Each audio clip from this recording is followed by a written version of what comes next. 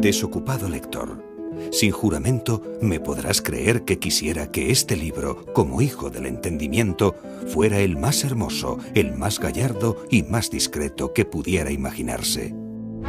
En 1600, el Imperio Español es un imperio fragmentado que responde a un cúmulo de audacias individuales y colectivas. El Imperio Español está muy fragmentado. La corona debe conciliar los derechos de los distintos reinos con los suyos propios. España debe conservar la integridad de los reinos bajo la soberanía del monarca, mantener la reputación y prestigio internacional, defender la religión católica y mantener el monopolio comercial de América. Demasiadas obligaciones para una corte que parece estar más preocupada por mirarse en un espejo. Tras el esplendor militar y territorial de Carlos V y Felipe II, el Imperio Español divisará su decadencia mercantil y poblacional, así como la generalización de la pobreza durante el siglo XVII. Estas primeras sombras son compensadas por el esplendor artístico y literario que se vive en el Siglo de Oro. Entre desastres navales y revueltas, el pesimismo político y la derrota militar, entre los Austrias menores y sus validos, se alzan la pluma de Cervantes y el pincel de Velázquez a la luz de la corte más barroca de Europa.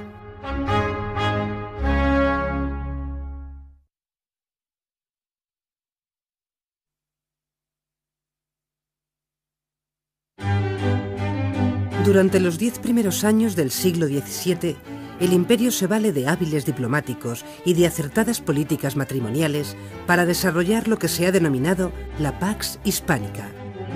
Se reconoce en el reinado de Felipe III una época de bonanza administrativa y política. Las paces con Francia, Inglaterra y los Países Bajos sanean en parte la hacienda de la monarquía. Pese a la paz, un imperio de las características del español no puede dejar de gastar. Los ejércitos no entran en guerra, pero el coste de su mantenimiento es elevado. Felipe III y Felipe IV se rodean de validos cuyo protagonismo es esencial durante este periodo en toda Europa. El duque de Lerma es el primer valido de Felipe III, trabajador incansable, buen manejador de las relaciones personales y de los laberintos de palacio. Pese a esto, acabará siendo desterrado. Para reorganizar la Casa Real y con el pretexto de impulsar la economía castellana, se lleva la corte de Madrid a Valladolid. Con esto aleja al rey de influencias familiares. Allí se trasladan una muchedumbre de criados, lacayos, escribanos, papelistas, esclavos y familiares. El traslado a Valladolid y posterior retorno a Madrid es aprovechado por el duque para enriquecerse con operaciones de compra y venta de inmuebles. La situación económica de España requiere una moderación de gastos que ni Felipe III ni su valido llevan a cabo. El esplendor festivo de la vida palatina de Felipe III está protagonizado por su séquito de grandes de España que no se separan del rey. Un centenar de familias se reparten los principales títulos de nobleza. La caída de las rentas de la tierra les obliga a acudir a la corte y a recibir oficios y pensiones que les permitan mantener su nivel de vida. En los salones del Alcázar de Madrid, residencia real, se expresa la vida cultural, religiosa, económica y política del imperio. En la planta principal están las estancias del rey y la reina, flanqueados por 300 oficiales. Ahí es donde recibe a los embajadores. También los grandes de España pueden entrar en estas estancias, pero solo el valido, como jefe de la Cámara Real, tiene acceso a la intimidad del monarca. De hecho, el valido lo viste y lo desviste. Las salas más espaciosas se reservan a los consejos más importantes, de guerra, de Estado, de Aragón y de Castilla. Otros más pequeños son los de Indias, Flandes y Portugal. En esos salones, la corrupción funciona como arma arrojadiza de unos contra otros. En el Alcázar de Madrid, la actividad es frenética. Se gobierna el imperio, pero si se da el caso, se asiste a una comedia de Lope o de Calderón. Y también partidas de naipes, baile, carnaval y duelos. Es en los duelos donde la espada de cazoleta se acompaña con la daga de mano izquierda con cazoleta de vela.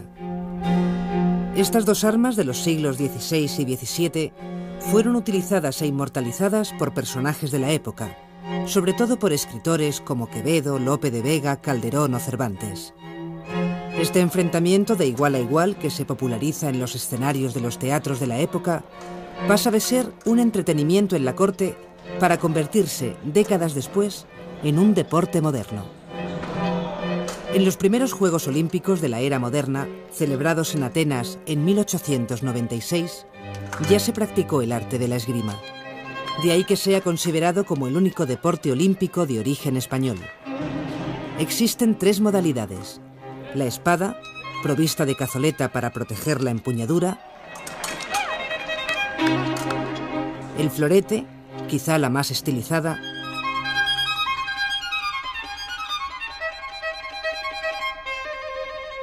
y la tercera, el sable, con guardamanos que protege al tirador.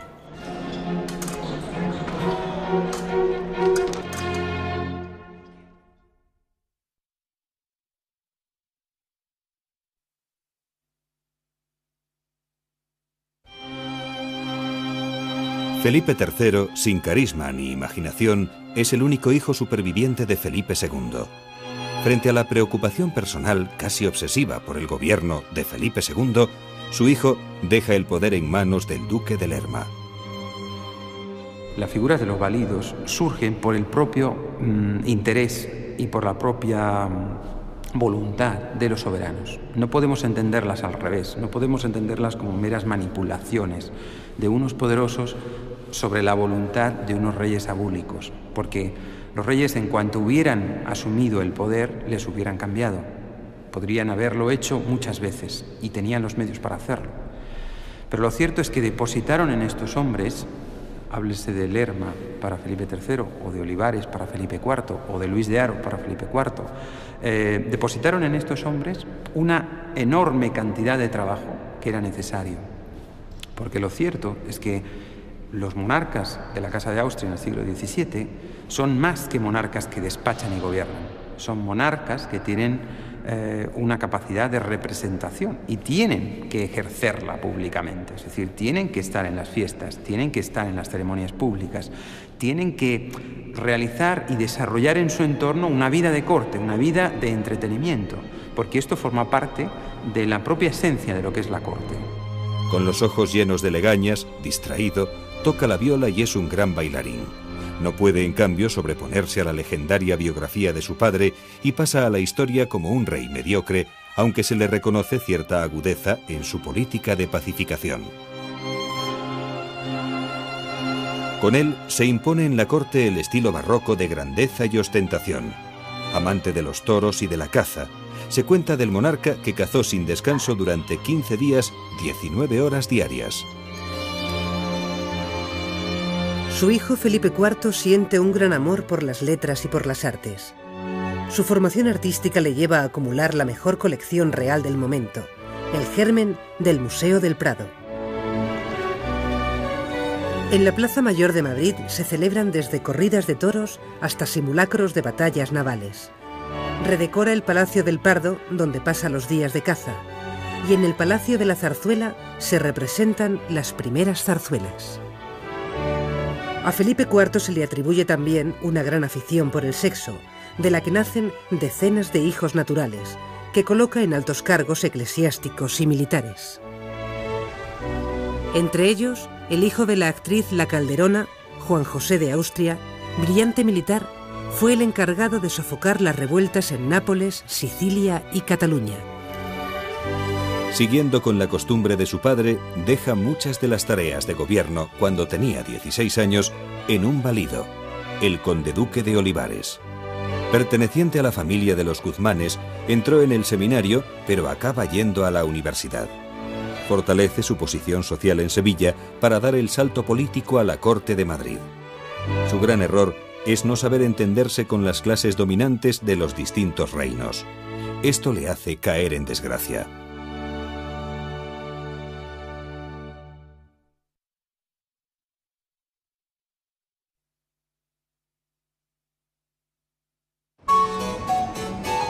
Por la corte no solo desfilan aristócratas o caballeros en busca de favores. También lo hace una cohorte de bufones, prodigios, locos, truhanes y cretinos. Es la gente de placer, cuyo propósito es que la melancolía no invada al monarca. Se impone el coleccionismo de rarezas. Los rasgos distintivos e inusuales fascinan. El desvío de la naturaleza es atractivo. Son las sabandijas de palacio. El barroco, en toda su extensión, se acomoda perfectamente en la atmósfera que se respira en la corte de Felipe IV y encuentra su mínimo común denominador en la figura del enano. Es la belleza de lo breve. Consideran que los enanos, que los monstruos, que las personas singulares por falta de juicio, como son los locos, pueden enseñar algo a los príncipes y a los infantes, a lo que forman la élite de la nobleza de corte. ¿Y qué pueden enseñar? Son los términos de contraste, son la enseñanza de los opuestos. Frente al culto por la belleza, por el cuerpo, por las costumbres cortesanas y de cortesanía, nos encontramos las sinrazones del loco, las bufonadas de aquel personaje gracioso que trata de romper el orden y de romper el protocolo continuamente, y en ello está su valía, en establecer una diferencia entre aquello que está arreglado y aquello que se salta las normas. La pintura barroca es una escena de cualquier novela picaresca, un juego de enanos y grandes. Y el más grande, Diego de Velázquez. Velázquez se retrata como aposentador y como pintor. Igual que Tiziano fue ennoblecido por Carlos V, Velázquez pretendía la nobleza por todos los medios. Está el tema de, más bien de leyenda, que fue Felipe IV el que pintó la cruz de Santiago, pero lo cierto es que ahí está Velázquez con la cruz de Santiago, ejerciendo su oficio de pintor y de funcionario. Frío, impasible, pero barroco, su pintura muestra una realidad descarnada, cruel, tremendista y contradictoria, como lo es el momento histórico que le toca vivir.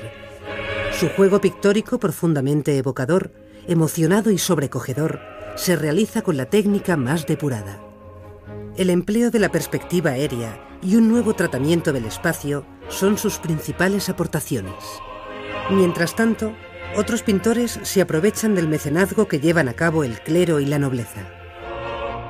La obra de Zurbarán es el mejor producto del mecenazgo eclesiástico. Se especializa en la pintura de frailes. Por su parte, Murillo se posiciona como el pintor de la Inmaculada Concepción. La arquitectura barroca encuentra su máxima expresión en los encargos que hacen aristócratas y monarcas. Felipe IV ordena construir el Palacio del Buen Retiro, donde no cesan las fiestas y los saraos. El duque de Lerma, el conde-duque de Olivares o el duque de Alba se construyen suntuosos palacios, mientras que los reyes impulsan lo que se ha llamado arquitectura a la mayor gloria del rey.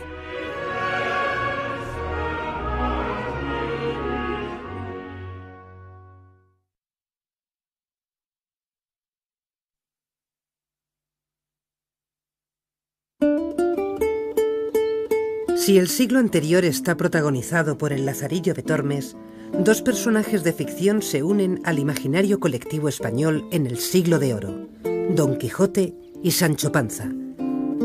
La novela picaresca recoge el testigo de Lázaro de Tormes para protagonizar muchas novelas del siglo XVII. El pícaro tiene diversa procedencia social: nobles y sacerdotes descarriados, hijos de la burguesía, soldados desertores, estudiantes no licenciados, vagabundos y mendigos. El pícaro repudia los valores dominantes y se burla del honor, pero busca el robo elegante con cierta estética. Su entorno es el juego, el timo, la estafa, el robo, el tirón o el chantaje. Empieza a aparecer medidas, arbitrios, para resolver este problema de orden público, de vida civilizada, que hay que ordenar. Aparecen tratados como el amparo de pobres para distinguir entre el pobre bueno, que hay que cuidar, que hay que darle limosna, que hay que darle un trabajo, y el pobre malo, que vive de la picaresca, que vive del engaño, que es un falso pobre fingido, que lo que trata es de engañar la buena voluntad del feligrés. y aparecen sistemas de reclusión, hospicios, expulsiones, persecuciones de la prostitución, de los pícaros en diferentes ciudades y castigos ejemplares en muchos casos. Sin embargo, durante esta época, por encima de cualquier otro texto y género, se eleva el ingenioso hidalgo Don Quijote de la Mancha.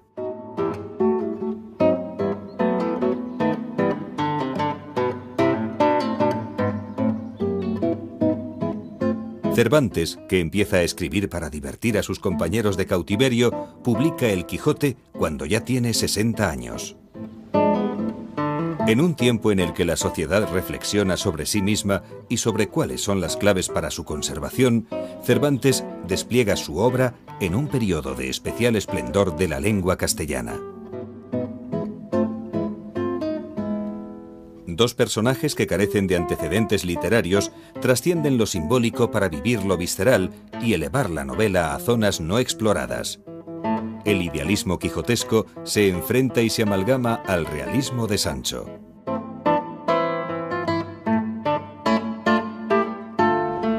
Entre los universos que pueblan la novela del siglo XVII se encuentran los burdeles, que se convierten en un lugar clave en cada ciudad. Fornicar pagando no se considera pecado, por lo que sus puertas permanecen abiertas durante todo el año. La putería pública, que tan común es en España. Muchos van a ella antes que a la iglesia. Y según los curiosos de esta materia, el mayor burdel se encuentra en Valencia.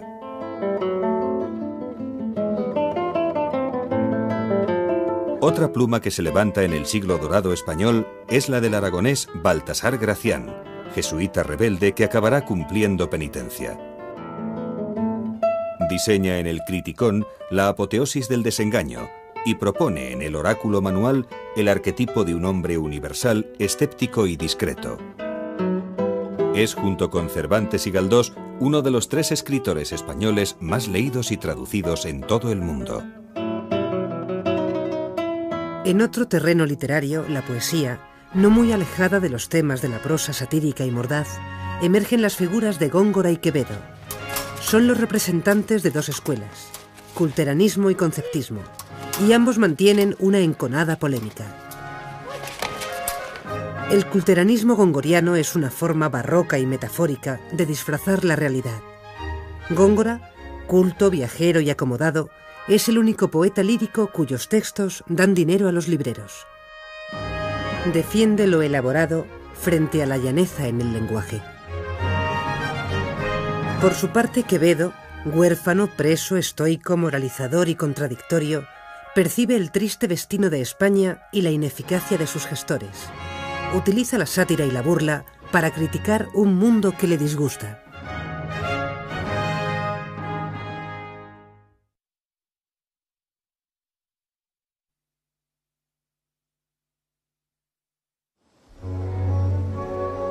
El país vive una profunda crisis demográfica. Los brotes de peste han reducido a la mitad la población en algunas ciudades. Además, la definitiva expulsión de los moriscos ha dejado casi despobladas muchas zonas. La expulsión fue una medida que en gran parte puede explicarse casi como una acción política para obtener un éxito espectacular. Y de hecho, puede decirse incluso que la expulsión fue decidida mucho tiempo atrás. En Lisboa, en 1581, ya se pensó que la solución podía ser esta. Felipe II, con el duque de Alba y otra serie de hombres de su confianza, ya se plantearon que la expulsión sería la solución definitiva. Pero antes de poderla llevar a cabo, Felipe II y Felipe III desarrollaron una serie de proyectos para intentar la asimilación de esta población. Si este proceso no cuajaba, entonces se adoptaría la solución más drástica de la expulsión. La Pax Hispánica permite la entrada masiva de productos europeos, empobreciendo un poco más la economía española. Desconfiados, los banqueros genoveses recortan los créditos a la corona. Las bancarrotas se suceden durante el reinado de Felipe IV. Olivares recupera los valores de una monarquía guerrera aprovechando la juventud del monarca. Su proyecto más ambicioso es lo que denomina la Unión de Armas, una homogeneización forzada de la contribución fiscal que pretende reforzar la unidad de la monarquía repartiendo cargas fiscales y beneficios. No se contente con ser rey de Portugal, de Aragón, de Valencia y conde de Barcelona, sino que trabaje por considerar estos reinos sin ninguna diferencia con Castilla. Así será vuestra merced el rey más poderoso del mundo. Esta ambición genera numerosos descontentos en las provincias de la monarquía. Los portugueses ven desprotegido su comercio con las colonias americanas y asiáticas por la debilidad militar de la monarquía. La nobleza, presionada fiscalmente, se rebela, iniciando así un largo proceso de independencia. La guerra entre Francia y la monarquía española desplaza a Cataluña miles de soldados para frenar el avance francés sobre el Rosellón. Los abusos de los tercios españoles durante su estancia y la presión fiscal generan un ambiente en contra de Olivares. La Generalitat pide auxilio al rey de Francia, a quien cede el Principado. Durante la guerra, los catalanes sufren nuevos abusos, esta vez por parte de las tropas francesas. Crece el descontento en un sector de la población que desea la reconciliación con el rey español. Felipe IV recupera Cataluña con un elevado coste político y militar. En Nápoles y Sicilia se producen rebeliones populares, pero al ser apoyados los rebeldes por Francia, la revuelta adquiere carácter de conflicto internacional. El duque de Medina Sidonia quiere sublevar Andalucía contra la corona. Cuenta con el apoyo de las armadas inglesa y holandesa y el apoyo de los rebeldes portugueses. Fracasa al ser interceptado un correo con sus planes. En Aragón, el duque de Híjar conspira contra el rey. Todo esto acompañado de malas cosechas, brotes de peste, continuas alteraciones en el valor de la moneda y bancarrotas. Felipe IV, influido por la opinión de su valido el conde-duque de Olivares, se plantea tantos objetivos como frentes tiene abiertos. Mantener la preeminencia de los Austrias en el imperio, protegerse del protestantismo, de los musulmanes, de los piratas del Mediterráneo y del Atlántico y de la pujanza comercial económica de los países del noroeste europeo. Los recursos de la monarquía se invierten en guerras en el norte de Italia, en el Sacro Imperio y las tierras flamencas. Y llegan los primeros reveses. Un almirante holandés captura varios navíos de la flota de Indias en Cuba, haciéndose con un formidable tesoro. Desde entonces, el transporte de la plata americana se llena de peligros.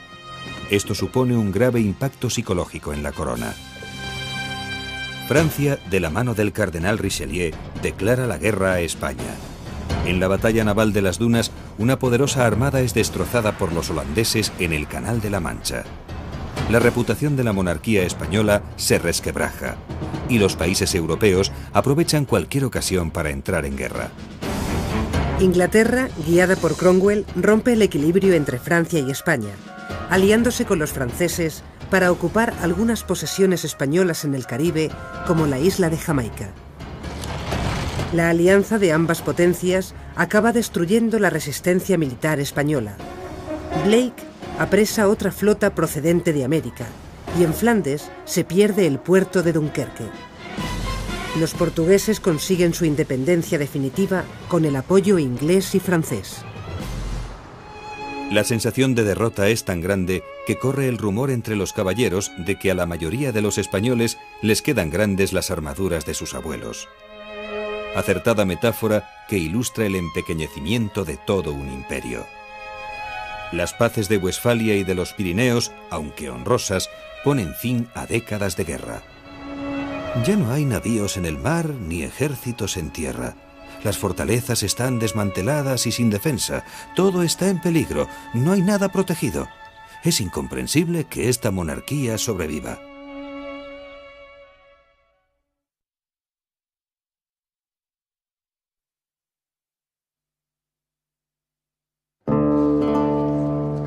El teatro del Siglo de Oro es el gran espectáculo de masas de este periodo. El gusto popular se impone sobre la continua polémica sobre su moralidad que alimenta la Inquisición. En sus temas perduran los valores de obediencia al rey, el honor, la fe y la fama. En él se reivindican y afirman las jerarquías sociales. El teatro del Siglo de Oro se manifiesta sobre todo en dos modalidades, las comedias y los autos sacramentales, que corresponden respectivamente al espíritu laico y religioso de la época. Lope de Vega, del que se conservan 316 obras, es el primero de los autores de comedia. Al estilo de la comedia del arte, construye 6 personajes tipo que disuelven al protagonista de la obra y elevan lo social por encima de lo individual. Estos 6 personajes tipo son el galán y la dama, el gracioso y la criada que les ayudan, el padre y el juez. Con ellos recrea infinitas situaciones, temas y argumentos. Lo que hace Lope de Vega es una hazaña de carácter estético realmente insólita, porque él crea un teatro que es al mismo tiempo comercial, puesto que tiene que atraer al público hacia la taquilla todas las tardes, una tarde tras otra, y al mismo tiempo un teatro poético. El peligro de un teatro comercial es que ese teatro fuera un teatro populachero, vulgar, que corriera hacia su desustanciación estética. Y en cambio lo que Lope hace en buena medida es aprovechar ese público que está dispuesto a pagar, pero para crear un teatro que desde el punto de vista poético tiene un relieve extraordinario. Tirso es un discípulo de Lope, él se jacta de proclamarse discípulo de Lope, fue un discípulo muy entusiasta de su maestro, pero se dice que Lope no correspondió con el mismo entusiasmo al fervor de Tirso. Junto a Lope emerge Tirso de Molina, quien introduce el mito de Don Juan en El burlador de Sevilla. Los autos sacramentales dramatizan los sacramentos católicos. Son piezas que representan grandes misterios de la teología, escritos por autores conocidos y cuya puesta en escena resulta de gran complejidad. De carácter didáctico, se representan en Semana Santa. Requieren una gran producción con escenarios móviles, gradas y complicadas tramoyas. Municipio, iglesia y corona costean la producción. Son años en los que los dramas de Calderón y Shakespeare comparten los programas de los teatros de Europa. Don Pedro de Calderón de la Barca pertenece a la tercera generación del teatro clásico español, a la tercera promoción. Lope la primera, Tirso representa la segunda y don Pedro es la figura principal de esa tercera promoción. Tiene 40 años menos que Lope y cuando llega al mundo del teatro se encuentra con que ya existen unas infraestructuras, ya existen unas compañías, ya existe un sistema de producción teatral y lo que es más importante, existe un público entendido, habituado a ese teatro y capaz de nuevos retos estéticos, capaz de nuevos planteamientos estéticos. Calderón, menos espontáneo pero más sofisticado que Lope, representa el cénit del teatro barroco. Trata a Dios hecho hombre en Cristo y el hombre doliente que busca su remedio en la gracia y penitencia.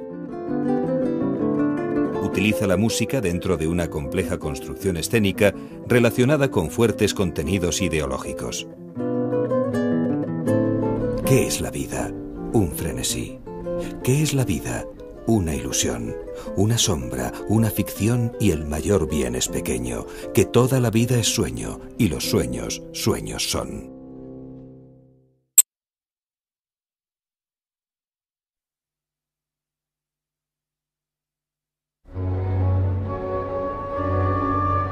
En apenas un siglo, la monarquía española de los Austrias ha vivido su esplendor y su decadencia.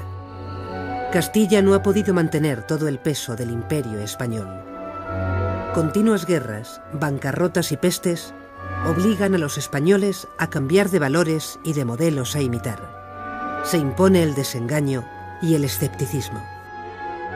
En 1665 se inicia el reinado, mediante la regencia de su madre Mariana, de un niño de 4 años, Carlos II. El reto será conservar la monarquía, evitando las discordias y revueltas internas que han estado a punto de aniquilarla. El que hizo callar los belianises, aquel que en Rocinante errando anduvo, yace debajo de esta losa fría.